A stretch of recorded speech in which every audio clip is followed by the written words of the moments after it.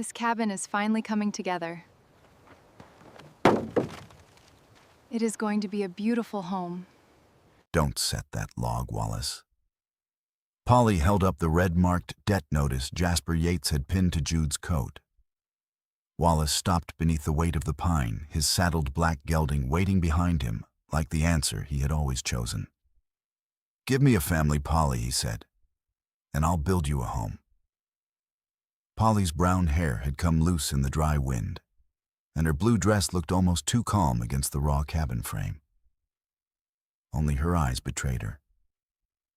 They moved from Wallace to the paper, then to the 9-year-old boy, inside the unfinished walls. Jasper had sent Jude from the company store, wearing the notice like a label. $70 the page claimed.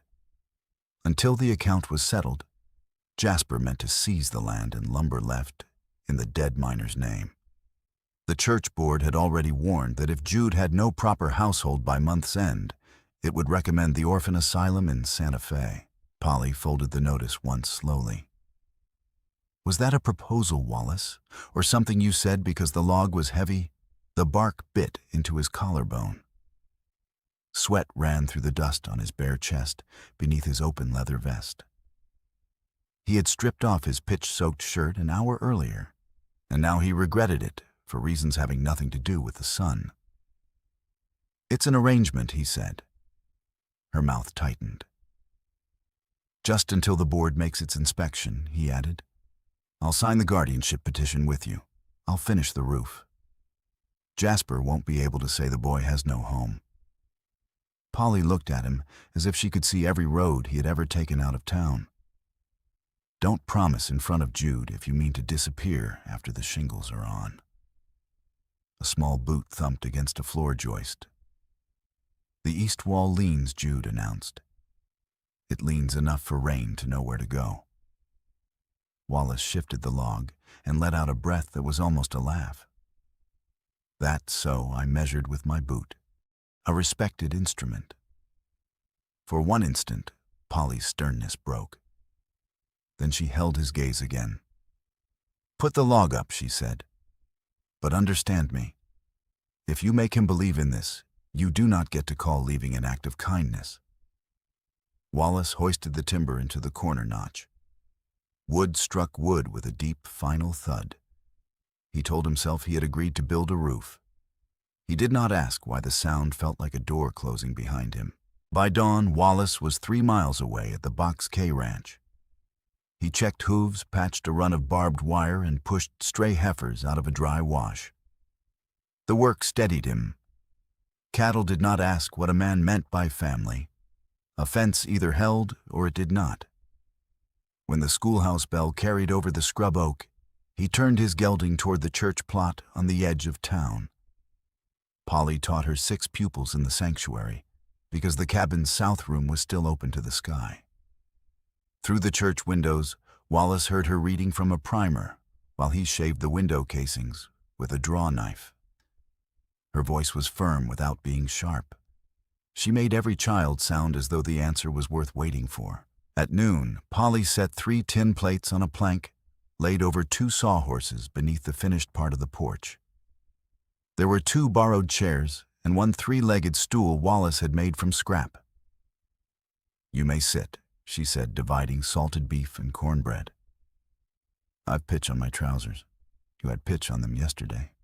It has proved loyal." Jude dragged the stool to the head of the table. "This is your chair." Wallace studied the uneven legs. "That is not a chair. That is a device for introducing a man to the ground. I'll hold it steady." The boy grinned, and the sight caught Wallace unprepared. He took his plate and leaned against the porch post instead. Polly gave Jude the thickest slice of beef and kept the dry edge of cornbread for herself. Wallace noticed, because he had begun noticing too much the way she checked Jude's cuff before her own, and the way she counted pencils after school, the way she tucked loose hair behind one ear when she was worried. He disliked how quickly such knowledge could become habit. After eating, he returned to the western wall. He always packed his tools an hour before supper. That evening was no different. He stacked the boards, covered the saw, and tightened the cinch on his gelding. If he stayed through lamplight, he would look like a man who belonged at their table. A false father was only a liar, with better manners. A rider came up the road before Wallace could mount. Joel Tucker, Jasper Yates's nervous bookkeeper, stopped beside the churchyard and removed his hat. Miss Stafford, Mr. Yates, has called the church board for tomorrow morning. Joel's eyes stayed on the ground. He says the lumber remains subject to the store account. He intends to have the land taken back unless the debt is satisfied. Polly folded her arms. Tell him we will be there. Joel glanced toward Wallace. He said to remind Mr. Donovan that hired hands should not interfere in company business. Wallace rested one hand on the saddle horn. Tell him I heard. Joel rode away in a hurry. Polly looked at Wallace. You may still leave before this becomes worse. There was no accusation in her voice. That made the offer harder to bear. I said 12 days for the roof, he replied. You did not say what comes after. No. He mounted before she could ask again. All the way back to the bunkhouse, he heard her question in the rhythm of the horse's gait. The church smelled of old hymnals, lamp oil, and sun-warmed pine. Jasper Yates stood behind the pulpit in a gray suit too heavy for the season. He was not a man who shouted. He trusted numbers to do the humiliating for him. The boy's circumstances are unfortunate, Jasper said. But his father's store account remains unpaid. Miss Stafford occupies a claim she cannot defend in a house she cannot finish with a child she has no lawful standing to keep. The board must recommend a proper institution. Jude sat beside Polly in the front pew, staring at the scuff on one boot. Wallace remained near the door with his hat in his hands. Polly rose. The petition will not be from a single woman, she said.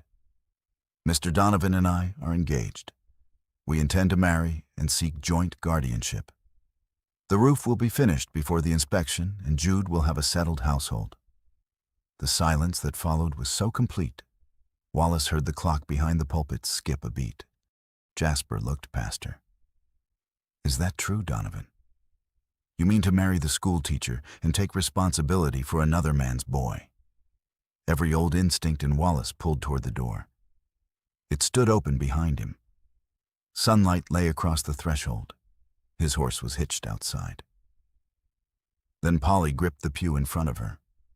Her shoulders remained straight, but her knuckles had gone pale.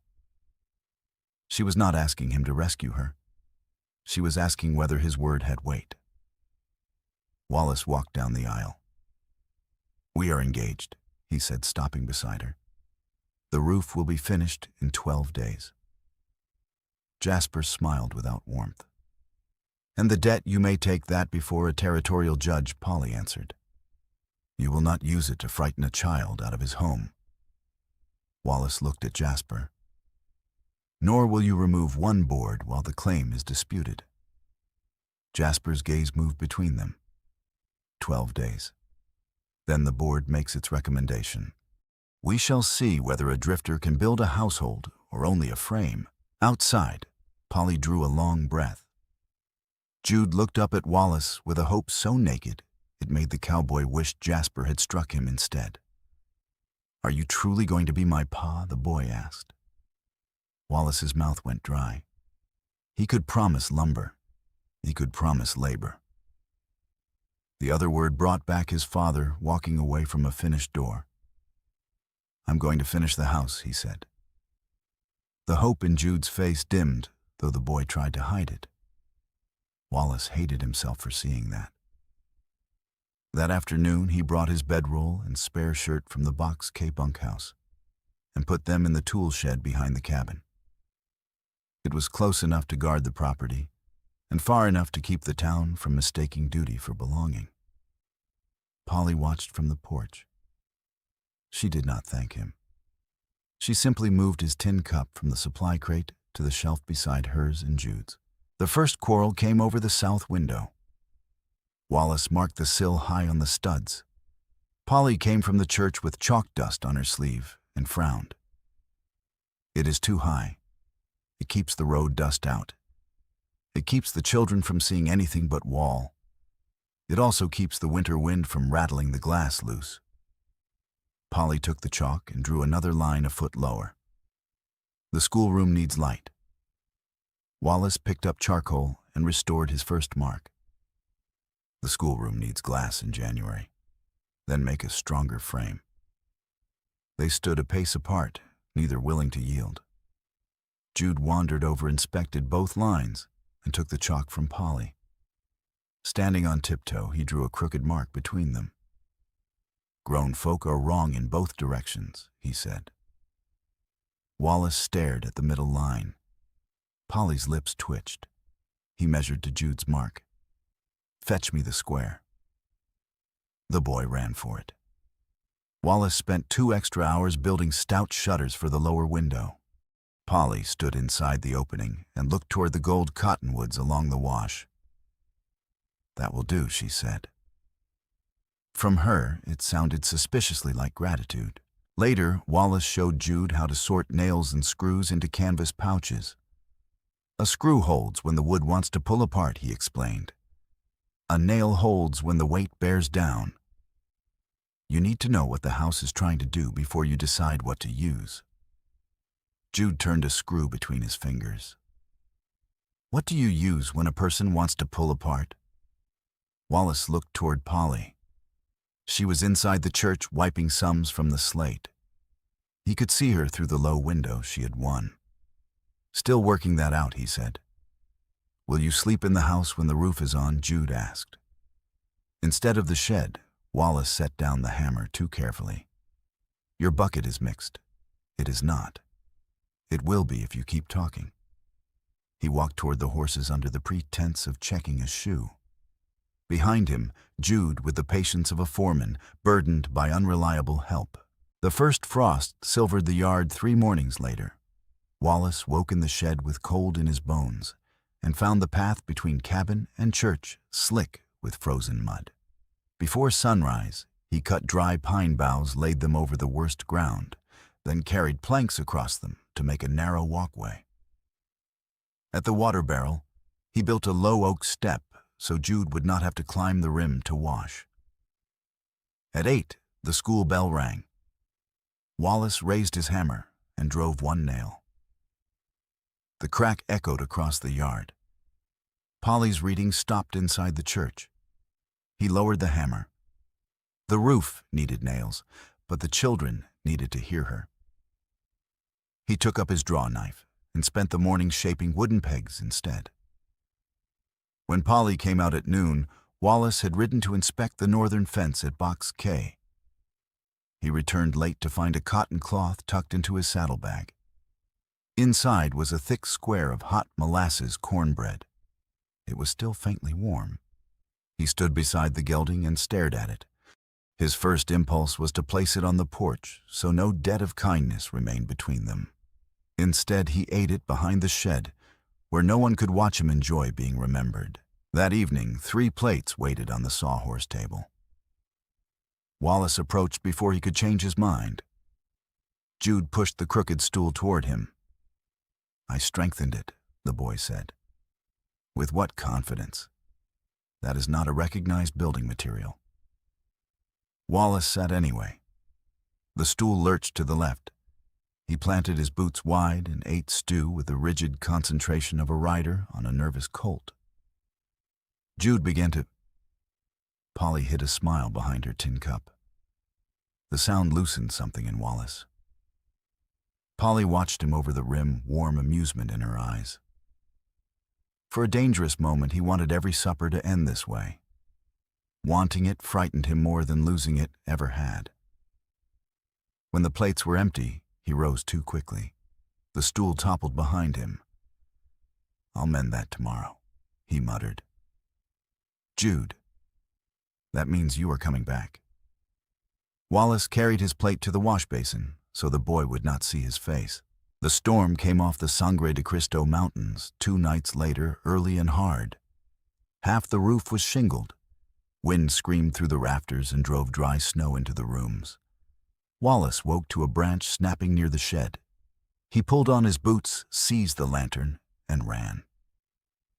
Inside the cabin, Polly crouched against the future schoolroom wall with Jude in her arms. The lamp had blown out.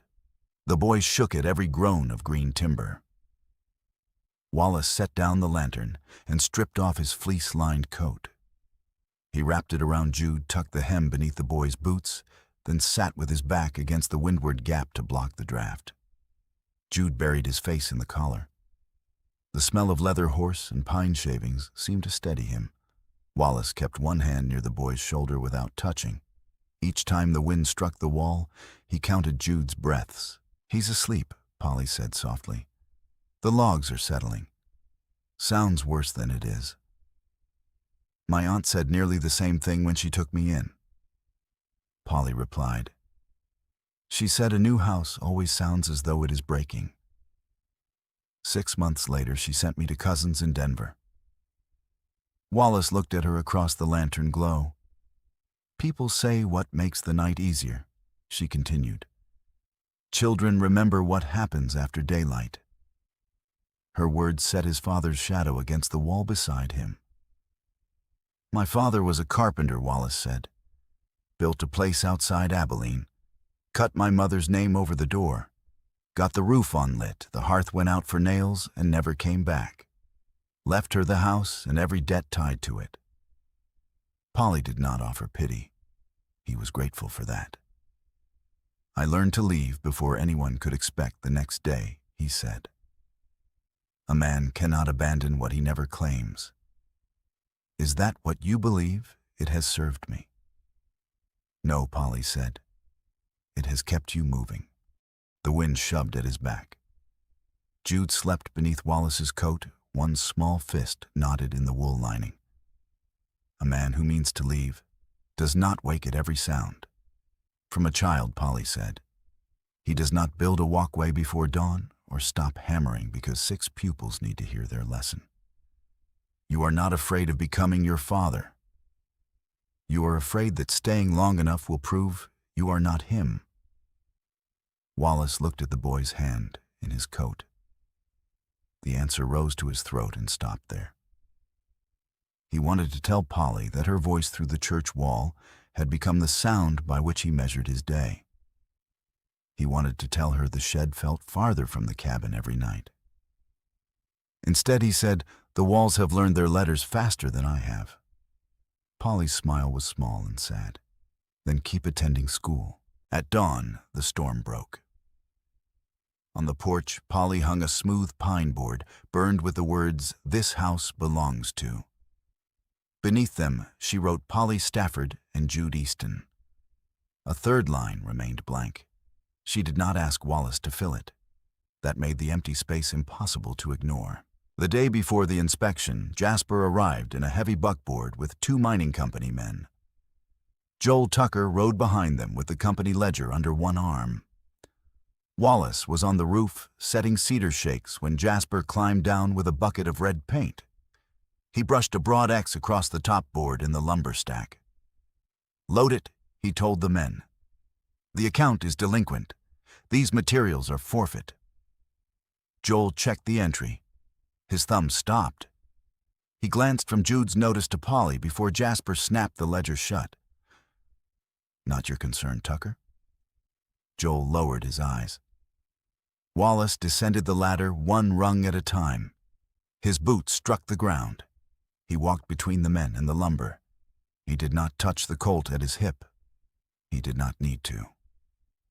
His stillness made both men hesitate. "You are a hired hand," Jasper said. "Playing husband does not change the ledger." Wallace's temper rose hot and clean. He wanted to seize Jasper by the coat and introduce him to the red paint. Then he saw Polly on the porch. If Wallace took over, Jasper would make the story about a violent drifter. If he stepped aside, Polly would lose her right to speak on her own land. He turned his head toward her. "What do you want done?" he asked. Polly came down the steps. She stopped beside the marked board, not behind Wallace. "This is my schoolroom and Jude's home," she said. "You will not remove a stick of it. Bring your account before the circuit judge when he next sits in Las Vegas. Until then, get off this claim." Jasper's face darkened. "The Box K ships cattle under my freight contracts, Donovan. Stand against me, and you will have no wages by sundown." Wallace looked at the red X, then at Polly. "I reckon I was growing tired of cattle." One of Jasper's men reached for the board. Wallace placed a hand on it first. "Do not," he said. Nothing louder was required. Jasper ordered his men back to the wagon. As the buckboard rolled away, the anger drained from Wallace and left his hands trembling. Polly saw it. "You gave me the choice. It was yours. You also stood where they would have to go through you. That part was mine." For a moment, neither moved. Then Polly touched the red X with one fingertip. "We can plane it off." "No." Wallace looked at the ugly mark. "Leave it until the beam goes up." "Why? So I remember what staying cost before I decide it cost too much." Her eyes softened, and he nearly reached for her hand. Instead, fear moved faster. That night, he packed his saddlebags in the shed. Without Box K wages, he had little money and no certainty. A trail crew was leaving for Colorado the next morning. He told himself he could finish the ridge beam, leave Polly the tools, and send wages back. It sounded responsible when he kept the words to himself. It sounded exactly like leaving when he imagined saying them to Jude. The morning of the inspection, Wallace saddled the gelding before sunrise, his bedroll tied behind the cantle. Then he climbed onto the roof to set the ridge beam face the board and ride out before supper. By 9 o'clock, wagons began arriving. The parents of Polly's pupils came first. Women carried bread beans and cold ham. Men unloaded ropes, ladders, and pry bars. Even old Mrs. Bell brought a basket of biscuits and announced that no orphan asylum in Santa Fe deserved Jude's arithmetic. Wallace looked down from the roof at Polly. She stood in the yard, with her blue sleeves rolled to the elbow, assigning work as if she had commanded roof raisings all her life. She had turned Jasper's inspection into a public witness. The house would not belong to a whispered arrangement. The whole settlement would see who chose to raise it. Polly came to the ladder, holding the iron adze. "Come down," she called. "Jude needs to learn the saddle notch." Wallace descended, untied the gelding, and set one boot in the stirrup. "I lost the Box K position," he said quietly. "A trail crew leaves for Denver tomorrow." I signed on. Polly took the reins from his hand and put the adze into his palm instead. "I do not need a man who purchases safety with wages," she said. "I do not need a ghost who leaves finished walls behind him. I need a man who is frightened and comes to supper anyway. You deserve more certainty than I can give. I deserve the truth. You keep offering absence as though it were a gift." The words struck cleanly because they were true. She turned toward Jude. "Show him your mark." The boy had drawn a crooked pencil line across the beam. "That is not centered," Wallace said automatically. "It is where the three of us can reach," Jude replied. Wallace looked from the mark to Polly. She had already walked toward the cooking fire, leaving the next choice with him. He knelt beside Jude and set the boy's hands safely on the adze handle. "Small cuts," Wallace said. "A beam remembers a careless one." "So do people," Jude answered. Wallace glanced toward Polly. "You have been listening during lessons, mostly when I am not supposed to." By noon, the yard rang with hammers and laughter. Polly put Wallace in charge of the stew because every useful person had been claimed elsewhere. He let it boil too long. When she served it, the stew was thick enough for Jude to stand his spoon upright in the bowl. "Mr. Donovan has made mortar," Jude announced. The crowd laughed. Wallace waited for the old shame to rise, the certainty that family life would expose every way he was unfit. Polly tasted a spoonful. It will stay with a man through winter. That is one account in its favor, Wallace said. She carried her bowl to the porch and drove an iron hook into the wall beside her own coat hook and Jude's small peg. She left it empty. Wallace stared at it until Jude nudged him. The stew will set solid if you do not eat. It may already qualify as lumber. Jude laughed again. Wallace sat on the crooked stool without being asked. At 3 o'clock, the ridge beam lay ready on the ground. Ropes ran over the rafters. Jasper Yates arrived with the church elders and Joel Tucker at his shoulder. Jasper carried the ledger against his chest. Polly stepped onto the porch before he could speak. This room will be a school, she told the gathered neighbors. This house will be Jude's home. I have petitioned to be his guardian because I choose him as family. No company account will decide whether he is worth keeping. The settlement answered with a low murmur of agreement. Wallace stood beside the hoist rope. He looked at the blank line on the pine board. He looked at the empty coat hook. He looked at his saddled gelding tied beyond the lumber pile. He had spent years believing departure prevented harm. Yet every act that had brought life into this place had required the opposite. One more meal, one more morning, one more answer after daylight. If he rode away now, he would not be protecting Polly and Jude from himself. He would be repeating the only cruelty he understood. Wallace released the rope and crossed the yard. Jasper, began Donovan, this performance changes nothing. Wallace passed him without looking. He stopped before Polly. I do not want the trail job, he said.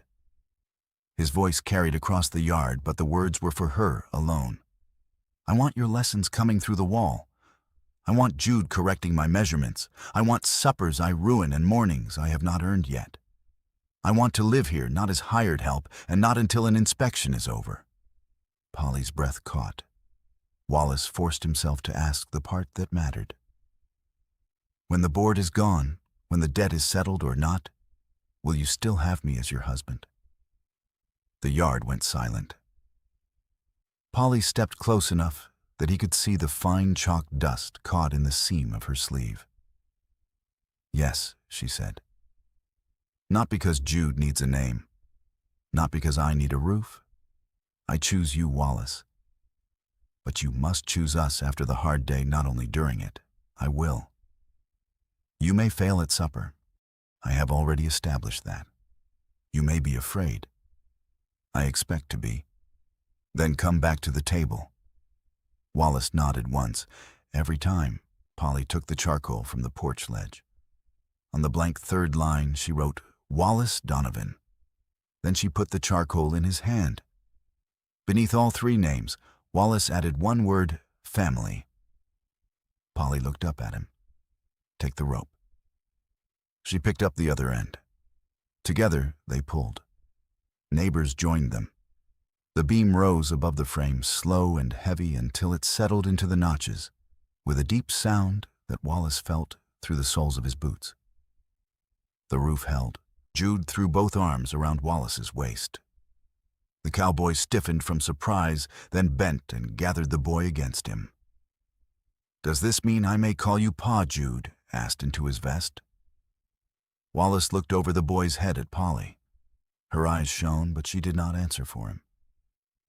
It means, Wallace said, I would be honored if you did. Jude held tighter.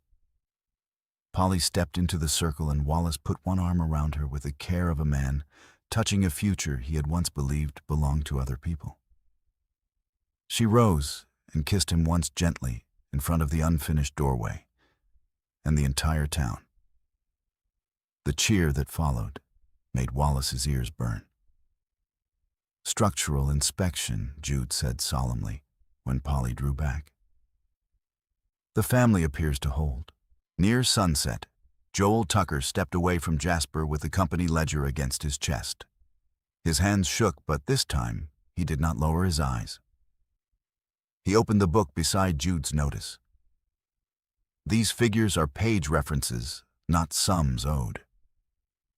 Mr. Easton cleared the account 3 days before the mine collapse. Mr. Yates kept the old notice to force back the claim. An elder followed Joel's finger to the line marked "Paid" and read the date aloud. "This ledger will go before the circuit judge," he said. "The board withdraws its objection to Miss Stafford's guardianship petition."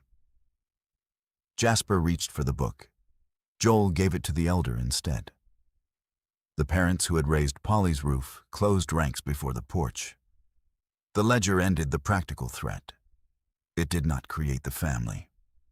Wallace had chosen them while he still believed staying might cost him everything. Later, as neighbors packed their wagons, Polly found Wallace on a ladder checking the ridge beam. "Look underneath," she called. He ran his thumb along the lower edge. There, cut into the pine grain, were 3 small letters WPJ. He had carved them 4 days earlier during the storm repairs, before he had found the courage to claim what they meant. Polly saw his expression. "You wrote your name before I did. Initials are less dangerous. Cowardly carpenter's work. Efficient carpenter's work." He climbed down. For the first time, he reached for her hand without needing an excuse. His calloused fingers closed around hers. "The schoolroom may need an extension," he said. 6 pupils will become 10 once folks hear about the biscuits. They will hear about your stew and stay away. Then the room may be adequate." Jude dragged the crooked stool to the new dining table and set it at the head. Wallace walked over, took out his knife, and shaved one leg until the stool stood square. Jude frowned. "It does not wobble." "No. How will we know when supper is over? We shall have to ask Polly." She hung Wallace's coat on the empty iron hook. "Not yet," he said softly, glancing toward the shed and then toward the house. "The coat may stay," she replied. "You may keep proper distance until the wedding." The words warmed him more than the late sun. Outside, the gelding shifted beside the fence. Wallace crossed the yard, loosened the cinch, and lifted the saddle from the horse's back. He carried it into the shed, but he left his bedroll untouched. Then he returned to the table before Polly called him. Jude sat on one side. Polly sat on the other. Wallace took the repaired stool between them. The house was not finished. The hearing before the judge still waited. Winter would bring leaks, short rations, and arguments over windows. But when Polly passed him the bread, Wallace stayed long enough to pass it back.